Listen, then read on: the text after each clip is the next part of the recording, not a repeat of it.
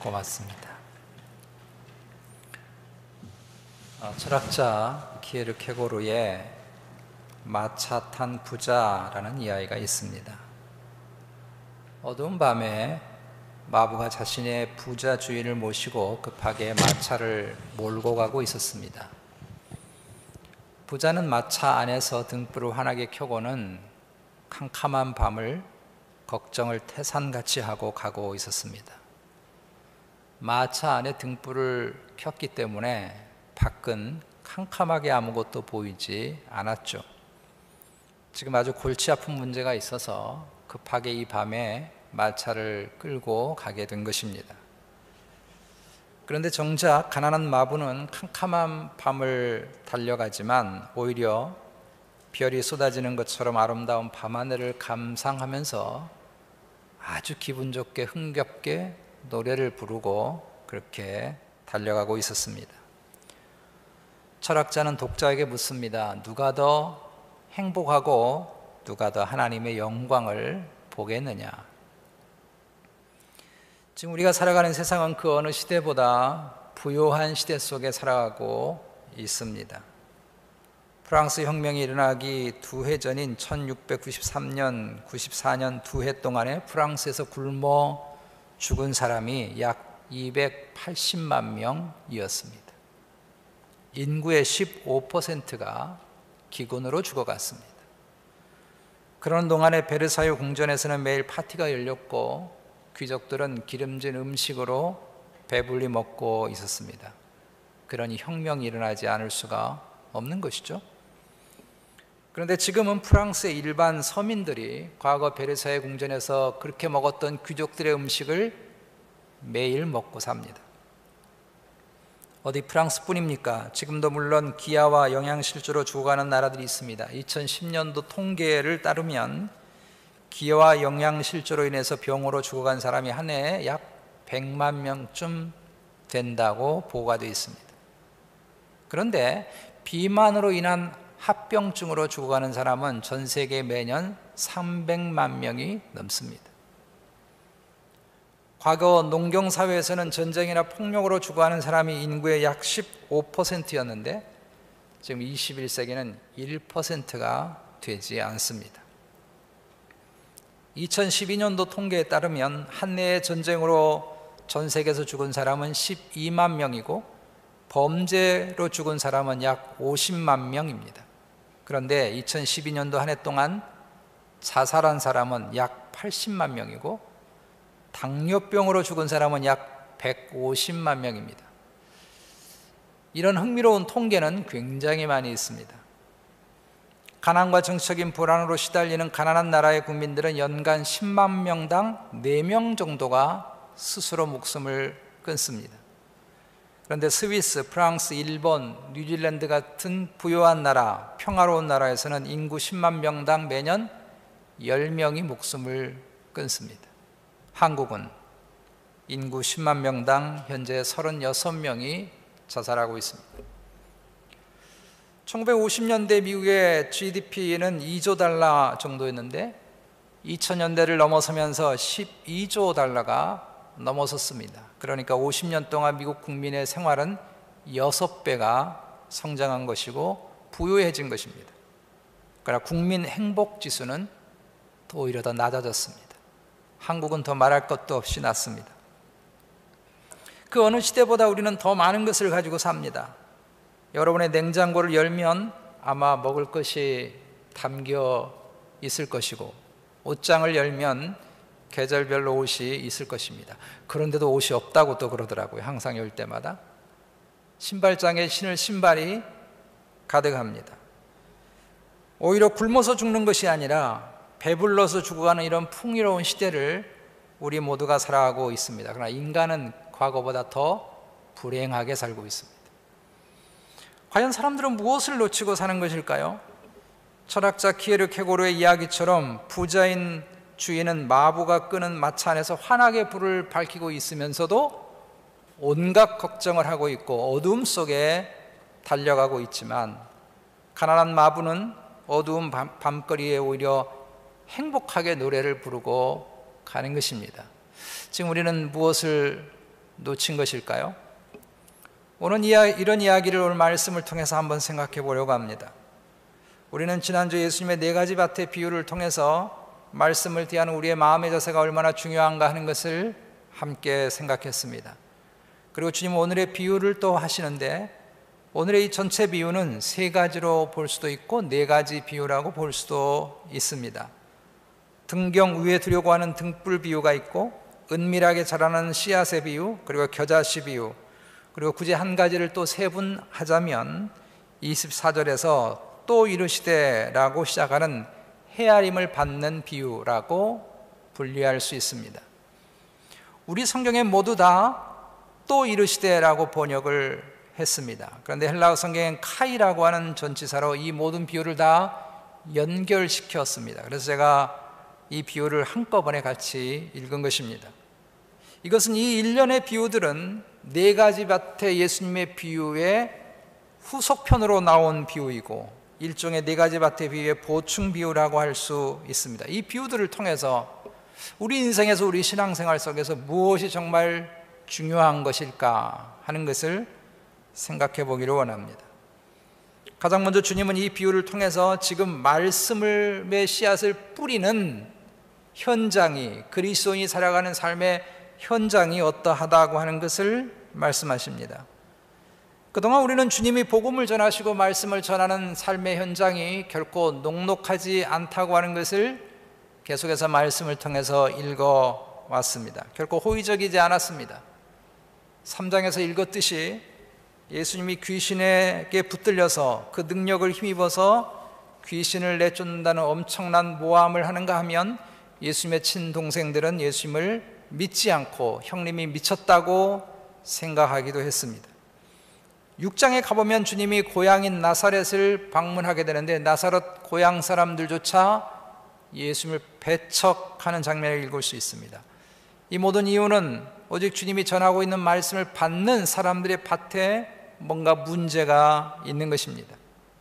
어떤 이들은 길가처럼 단단한 마음으로 주님의 말씀을 들었습니다. 서기관들과 바리새인 같은 사람들이죠.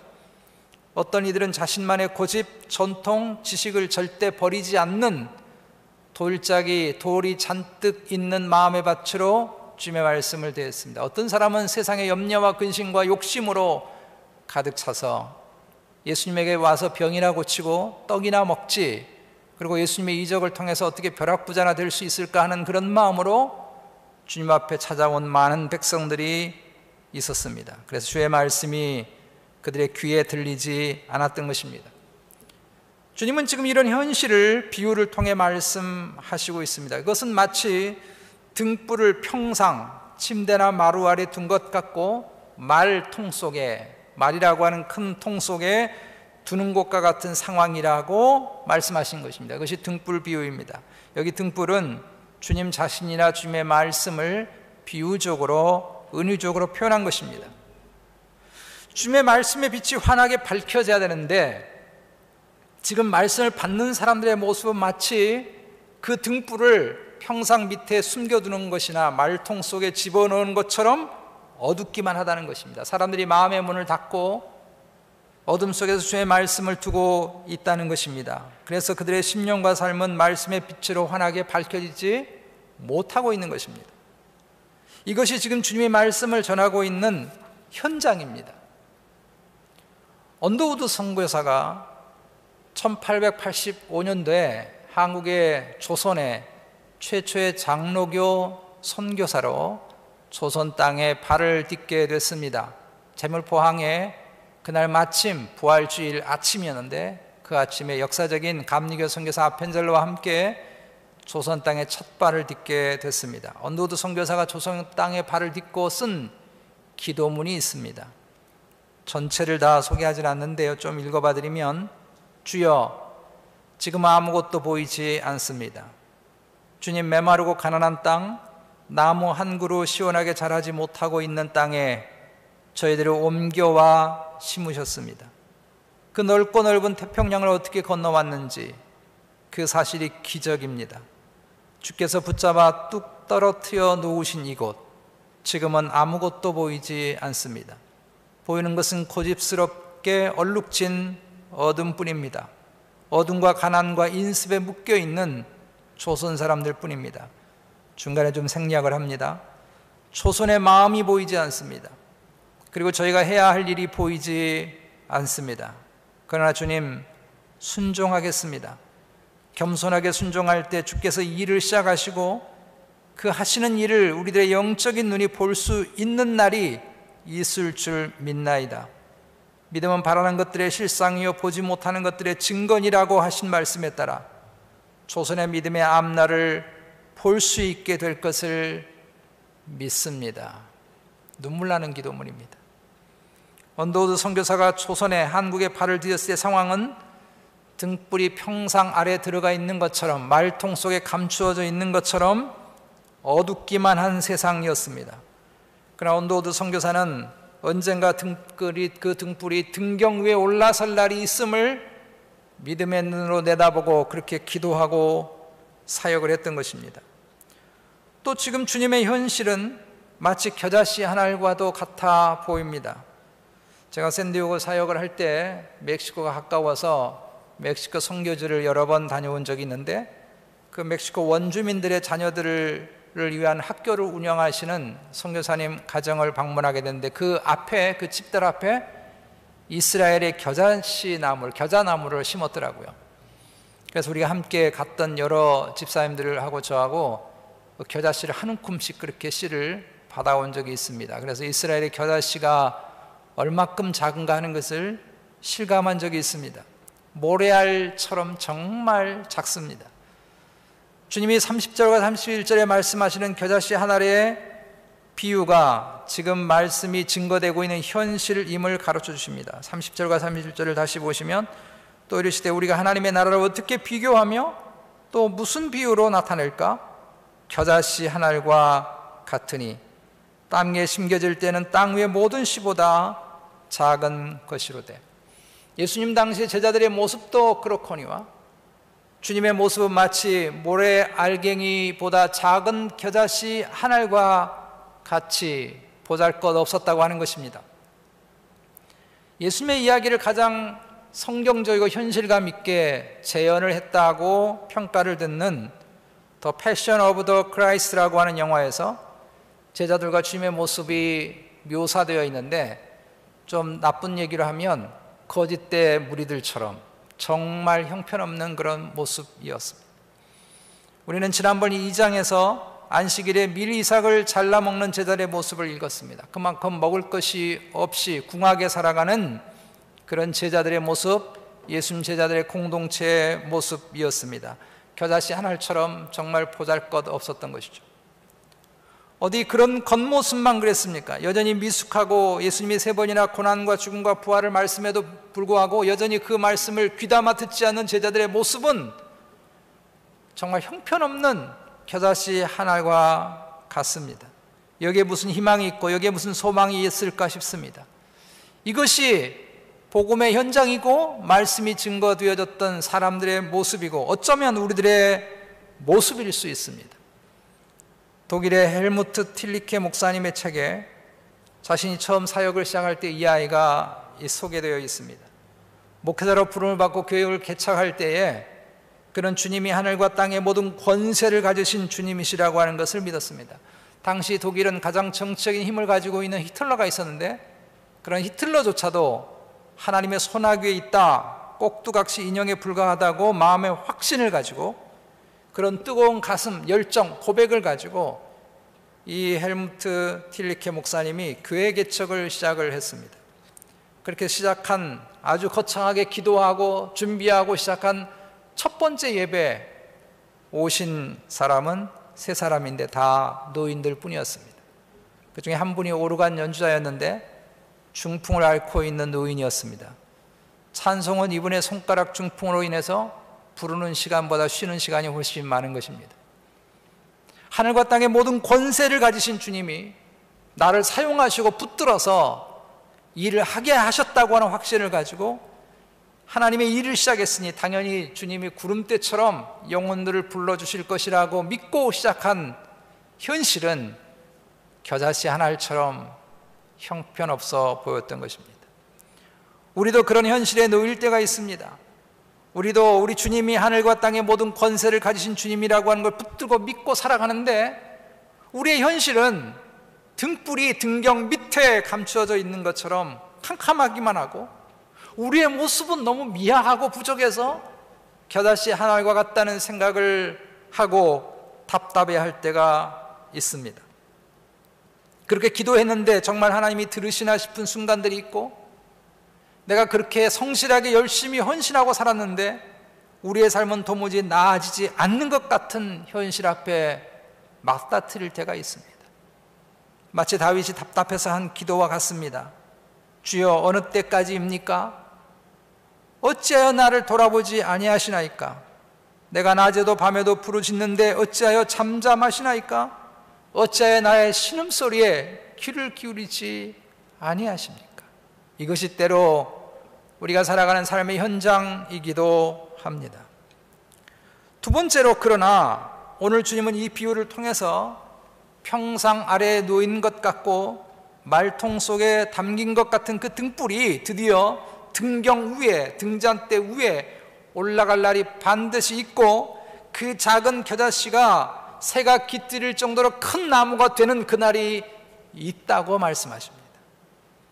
주님의 말씀의 빛은 결코 어두운 평상 아래에만 있지 않을 것입니다.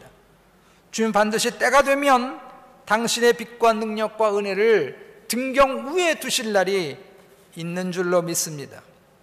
주님이 감추시려고 말씀을 전하는 것이 아니기 때문입니다. 주님이 감추시려고 하나님의 나라의 운동을 시작한 것이 아니기 때문에 언젠가 그 운동이 드러날 때가 있다는 것입니다. 22절 말씀에 여러분 보시면 드러내려 하지 않고는 숨긴 것이 없고 나타내려 하지 않고는 감추인 것이 없느니라. 이런 말씀 읽으면 참 한국말 어려워요. 아무리 읽어봐도 무슨 말인지 잘 모르겠어요. 쉽게 번역이 좀 안 돼 있는데 쉬운 성경이라고 하는 번역이 이렇게 번역되어 있습니다.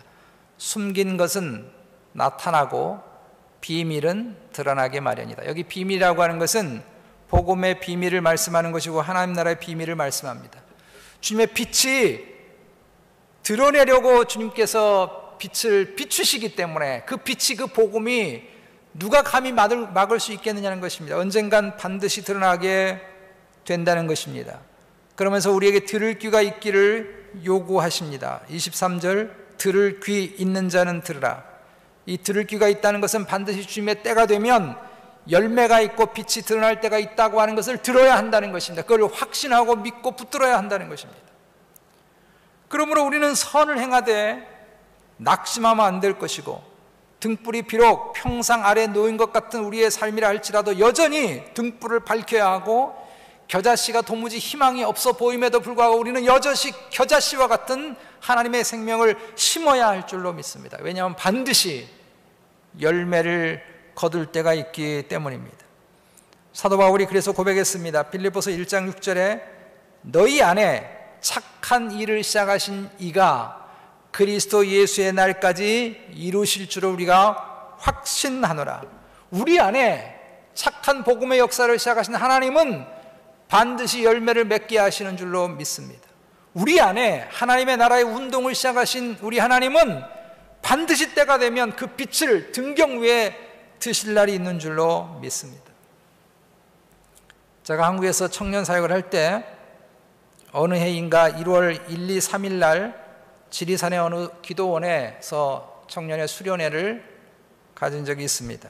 근데 하필이면 날짜를 잘못 잡아가지고 그 3일이요 한국의 30년 만에 추위라고 그래가지고 얼마나 추운지 모르겠어요. 그래서 우리 청년들이 처음에는 야외 무슨 활동 같은 거 프로그램 준비한 건 다 하지도 못하고 아무도 기도원 바깥에 못 가고 그저 안에서만 꼼짝없이 3일을 지내야만 할 정도로 추웠습니다. 근데 기도원 원장님이 그 이튿날에 청년들 자체적으로 활동하는 시간에 저에게 청년들 몰래 개구리 잡으러 가자고 그러는 것입니다. 개구리. 지금은 개구리 잡는 게 불법인데 당시만 해도 겨울잠을 자고 있는 개구리를 잡아먹으면 몸에 좋다나 뭐나 하여튼 그래서 그걸 잡으러 가자는 거예요. 그 추위에 30년 만에 추위에 그것도 지리산 골짜기인데 상상해 보세요 여러분. 저는 정말 가기 싫었는데 함께 갔던 부장 집사님이, 교육부 부장 집사님이 자꾸 목사님 몸에 좋다는데 가자고 그래서 어쩔 수 없이 그 추운데 끌려갔습니다. 얼마나 추운지 몰라요. 가면서 야, 여기서 개구리가 사나? 이렇게 추운데 다 얼어 죽지? 그래서 제가 원장님께 말했습니다. 아니 원장님, 이런 날에 개구리가 다 죽지 살아 있습니까? 그랬더니 그 원장님이 저를 한 곳에 데려갔다가 땅에 한번 귀를 기울여 보라는 거예요. 제가 그 꽁꽁 얼어붙은 산야인데 골짜기에 귀를 기울여 봤더니 여러분, 물소리가 들리는 것입니다. 물이 흐르고 있는 것입니다. 그 30년 만에 추위에 온통 얼어붙어서 밖에 나갈 수가 없는 그런 때에 물이 흐르고 있는 것입니다. 원장님이 저한테 그랬습니다. 목사님, 아무리 추워도 봄은 옵니다. 봄은. 그리고 아무리 추워도 땅속 깊은 곳에는 봄을 준비하고 있는 법입니다. 그렇게 말씀하시더라고요. 주님은 오늘 비유를 통해서 이것을 말씀하고 계십니다. 비록 당장 현실은 등불이 감춰져 있어서 어둡기만 해 보이고 우리의 모습은 겨자씨처럼 정말 답답해 보이고 정말 희망 없어 보일지 모르지만 언젠가는 그 등불이 등경 위에 올라갈 때가 있고 언젠가는 그 겨자씨에서 싹이 나고 줄기가 자라고 나무가 될 때가 있다고 하는 것입니다. 야고보서 5장 11절, 보라 인내하는 자를 우리가 복되다 하나니 너희가 욥의 인내를 들었고 주께서 주신 결말을 보았거니와 주는 가장 자비하시고 긍휼히 여기는 이시니라. 갈라디아서 6장 9절, 우리가 선을 행하되 낙심하지 말지니 포기하지 아니하면 때가 이름에 거두리라. 시편 126편 5절 6절, 눈물을 흘리며 씨를 뿌리는 자는 기쁨으로 거두리로다. 울며 씨를 뿌리러 나가는 자는 반드시 기쁨으로 그 곡식단을 가지고 돌아오리로다. 여러분, 빛이 보이지 않는다고 빛이 없는 게 아닙니다. 계속 오늘 오전에 계속 흐리고 그런데 드디어 제가 밖에를 보니까 햇빛이 나기 시작했습니다. 빛이 보이지 않는다고 태양이 없는 게 아니란 말이죠. 열매가 보이지 않는다고 씨앗이 땅속에 없는 게 아니란 말이죠. 주님의 때가 되면 울며 씨를 뿌리는 자는 반드시 그 열매를 거둘 날이 있는 줄로 믿습니다. 지금 우리는 코로나의 힘겨운 시간을 보내고 있지만 언젠가는 이 코로나가 다 끝나고 우리 모두가 회복될 날이 반드시 오게 되는 줄로 믿습니다. 지금 우리들의 삶의 현실이 어둡기만 하지만 우리가 인내하고 끝까지 주님을 붙잡는 삶을 산다면 주님이 우리에게 비추려고 하는 그 빛이 등경 위에 오를 때가 있는 줄로 믿습니다.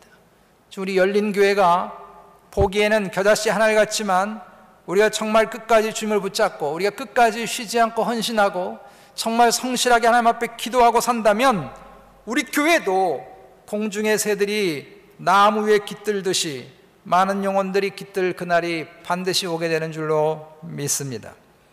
마지막 세 번째로, 그러나 이 열매를 맺게 하는 힘은 말씀의 씨앗에 있다는 것입니다. 그것은 은밀하게 자라는 씨앗에 대한 비유인 26절부터 29절에 있는 말씀의 비유가 그것을 가르쳐주고 있습니다. 사람이 아무리 애를 쓴다고 해도 실제로 열매를 맺게 하는 것은 씨에 있다는 것입니다. 우리는 지난주에 말씀을 받는 사람의 마음의 태도가 얼마나 중요한가 하는 것을 생각했습니다. 그러나 마음의 밭은 열매를 맺게 하는 환경을 조성하는 것뿐이지 우리 안에서 실제로 역사하고 실제로 운동을 일으켜서 생명의 역사를 일으키는 것은 좋은 우리의 마음이 아니라 살아계신 하나님의 말씀인 줄로 믿습니다. 그래서 등불이 비록 평상 아래 놓여 있다고 해도 희망이 없다고 꺼버리면 안 된다는 것입니다. 겨자씨 한 알이 보잘것없다고 해서 이게 희망 없네, 소망 없네 하고 심지 않으면 안 된다는 것입니다. 그럼에도 불구하고 우리는 씨앗을 심어야 합니다. 우리 앞에 있는 사람들이 당장의 길가와 같고 돌밭과 같고 가시덤불과 같은 그런 밭이라 할지라도, 그런 상황이라 할지라도, 그럼에도 불구하고 농부가 희망을 가지고 소망을 가지고 그 씨앗을 계속해서 뿌리는 듯이 우린 포기해서는 안 됩니다. 왜냐하면 내게 능력이 있는 게 아니라 하나님의 말씀에, 하나님의 손에 능력이 있는 줄로 믿습니다. 우리의 삶의 열매를 맺게 하는 건 내 힘이 아니에요. 예수 그리스도의 능력이고 주의 말씀의 능력이, 그 생명의 씨앗이 우리라고 하나님의 열매를 맺게 하는 줄로 믿습니다. 결국은 등잔대에서 불을 밝히는 것은 등불입니다. 등잔대가 아니라고요. 결국 나무로 자라게 하는 것은 겨자씨이지 밭이 아니라는 거죠. 우리가 잘 준비한 등잔대도 필요하고 좋은 마음의 밭도 필요합니다. 그러나 실제로 세상을 밝히는 것은 등불이고 실제로 나무가 되는 것은 겨자씨인 줄로 믿습니다. 주님이 하신 비유에서 24절에 의미하는 것이 그것입니다. 여러분 24절을 보시면 또 이르시되 너희가 무엇을 듣는가 스스로 삼가라. 너희의 헤아리는 그 헤아림으로 너희가 헤아림을 받을 것이요 더 받으리니. 이렇게 헤아린다고 하는 건 측정한다는 것입니다. 판단한다는 것입니다. 무엇이 중요한지 판단하라는 것입니다. 뭐가 정말 생명인지 뭐가 정말 핵심인지 판단하라는 것입니다. 우리가 아무리 대단한 등잔대를 준비한다고 해도 우리의 삶을 밝히고 행복하게 하는 것은 등불이라고 하는 것을 판단하라는 것입니다. 우리가 아무리 대단히 넓고 큰 좋은 밭을 준비한다고 해도 열매를 맺게 하는 것은 그 밭에 있는 게 아니고 그 밭 속에 심겨져 있는 씨앗에 있다고 하는 것을 판단하라는 것입니다. 제가 설교를 시작하면서 했던 말을 여러분 기억하시기를 바랍니다. 세상은 점점 살기 좋아지고 우리의 삶은 과거 어느 때보다 부유한데 왜 사람들은 행복하지 않는 것일까요? 우리는 지금 잘못 헤아리고 있는 것입니다. 멋진 등잔대가 있으면 내 삶이 밝혀질 것이라고 착각하고 있거나 혹은 내가 넓고 큰 밭을 가지고 있으면 내가 풍성한 나무가 열매가 맺힐 것이라고 착각하고 있는 것입니다. 불과 100년 전만 해도 이 세상은 하루 두 끼를 먹는 것이 힘겨웠던 때가 있었습니다. 그런데 그때 작은 빵 한 조각이라도 사람들은 행복했어요. 그런데 지금은요 아니잖아요. 지금은 너무 불행하게 모두가 삼시세끼를 먹고 있어요. 어떤 사람은 5끼까지 먹어요. 그렇게 먹는데도 행복하지 않은 것입니다. 지금 우리가 살아가는 세상은 그 어느 시대 풍요롭고 안전한 환경 가운데 살고 있습니다. 사람들의 평균 수명이 점점 늘어나고 있어요. 점점. 요즘에 나이 80이라 그러면 뭐라고 그런지 아십니까? 아직 청춘이시네요. 그래요. 점점 늘어나고 있어요. 인간을 위협하는 위험 요소들이 점점 줄어가고 있습니다. 우리가 이번에 코로나 때문에 많은 사람들이 죽었고 경제적인 심각한 타격이 심했지만 과거 몇십 년을 연구해야 백신을 개발하는데요, 이번에 백신은요 1년도 걸리지 않았습니다. 앞으로 어떤 인류의 바이러스가 또 올지 모르지만 점점 의료기술과 그리고 팬데믹에 대처하는 이런 능력들은 점점 발달할 것입니다. 인간의 위험 요소들은 과거 어느 때보다, 아마 패스트균이 전 세계 유럽의 4분의 1의 인구를 다 빼앗아 갔잖아요.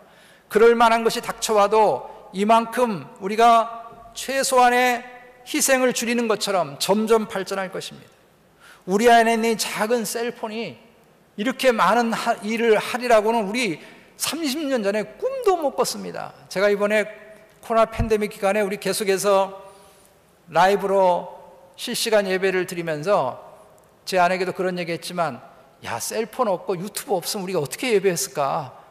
우리 과거 10년 전만 해도요 그렇게 예배를 드릴 수 있으리라, 그런 상황이 돼서 모든 교회가 갈 수 없는, 대면 예배를 드릴 수 없는 가운데서도 예배를 드릴 수 있으라고 하는 건 꿈도 못 꾼 이야기예요. 그래서 너무 감사해요. 유튜브 앞에 감사해요. 그래서 얼마나 예배가 끊이지 않고 드릴 수 있는가에 대해서 너무 감사해요. 여러분, 과거 50년 전만 해도요 미래를 예측했습니다. 그런데 지금은요 미래를 예측할 수가 없습니다. 얼마나 빨리 발달하는지 몰라요. 앞으로 50년 뒤에 어떤 세상이 벌어질지 우리 아무도 상상하지 못합니다. 이런 모든 발전, 추구는 다 무엇을 위한 것인가 하면 인간의 행복을 위한 것입니다. 그러나 인간은 행복하지 않습니다. 정신질환자는 점점 늘어나고 자살률은 점점 높아가고 과식과 과욕으로 인한 질병은 점점 높아가고 있습니다. 도대체 무엇을 잘못 측정한 것일까요? 뭘 우리가 잘못 판단하고 있습니까? 우리가 무엇을 빠뜨리고 있는 것입니까? 그것은 우리 속에 생명의 씨앗이 없는 것입니다. 하나님의 말씀의 씨앗이 자라지 못하고 있는 것입니다. 그래서 육신은 점점 발전하고 편해질지 모르지만 인간의 영혼은 점점 피폐해가고 정신은 점점 메말라가고 있어요. 그런데도 여전히 많은 사람들이 좋은 등잔대만 있으면, 내게 좋은 밭이 있으면, 내가 더 많은 돈을 가지고 있으면, 내가 더 많은 땅을 소유하고 있으면 내 삶이 환해질 것이라고, 행복한 열매가 맺힐 것이라고 착각하고 살아가요. 그래서 더 갖겠다고 아우성을 치고 다른 사람의 눈에 피눈물 나게 하면서까지 내 행복을 위해서 달려가는 것입니다. 주님이 25절에 이렇게 말씀하십니다. 있는 자는 받을 것이요 없는 자는 그 있는 것까지도 빼앗기리라.